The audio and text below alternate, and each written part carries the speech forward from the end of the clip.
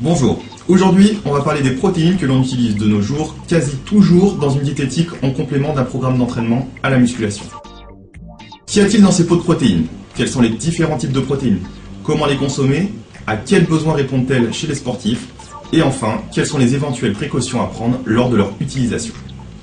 Pour finir, on évoquera ensemble les dernières innovations des marques dans leur gamme de protéines et quelles vont être les tendances de fond dans les années à venir sur ces produits. Que trouve-t-on dans un pot de protéines de 750 g, 900 g ou 3 kg? On y trouve tout simplement de la protéine en poudre obtenue à partir d'aliments naturels qui sont à la base riches en protéines comme le lait, les œufs ou le soja. Quand vous prenez du lait écrémé vendu en supermarché par exemple, vous utilisez du lait qui a déjà été filtré où les lipides ont été supprimés. Si à présent vous filtrez également les glucides, il ne reste plus que les protéines.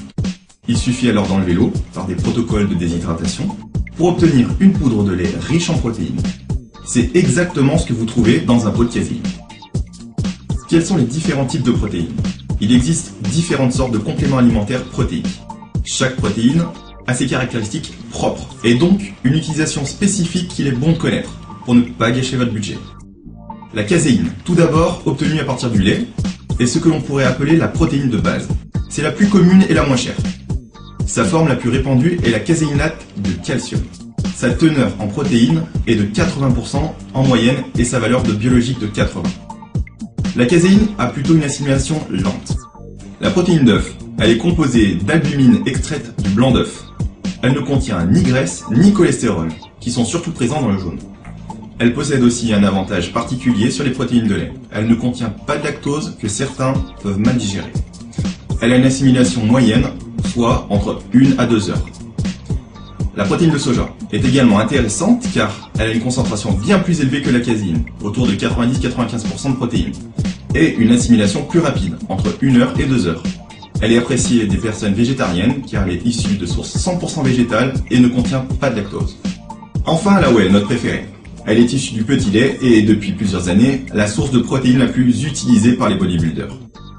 Elle dispose d'une excellente valeur biologique puisqu'elle contient tous les acides aminés nécessaires à une bonne assimilation et elle passe dans le sang seulement 10 à 20 minutes après ingestion.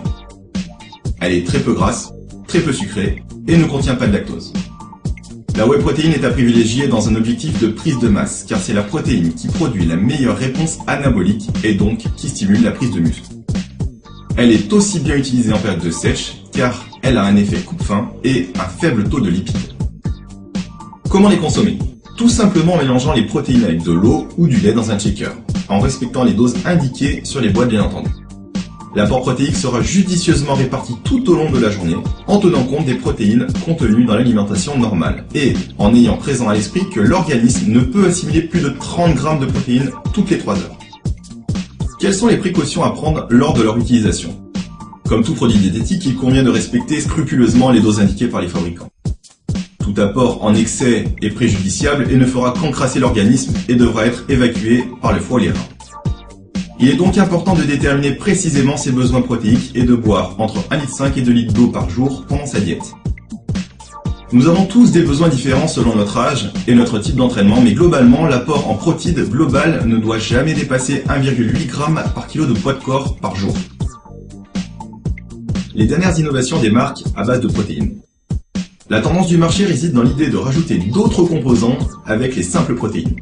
Pour éviter de prendre 5 ou 6 compléments alimentaires en plus de sa protéine, on va trouver de plus en plus de protes mélangées avec des créas, des DCA, des boosters de NO, des vitamines et des minéraux, etc., etc.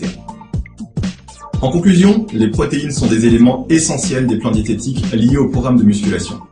Faites des tests pour déterminer quel type de protéines vous digérez le mieux, c'est important. Goûtez-en plusieurs également car mieux vaut trouver un parfum qui vous plaise vu les doses que l'on prend tout au long de la semaine en période d'entraînement et pensez bien à fractionner votre apport protéique tout au long de la journée sans jamais tomber dans l'excès.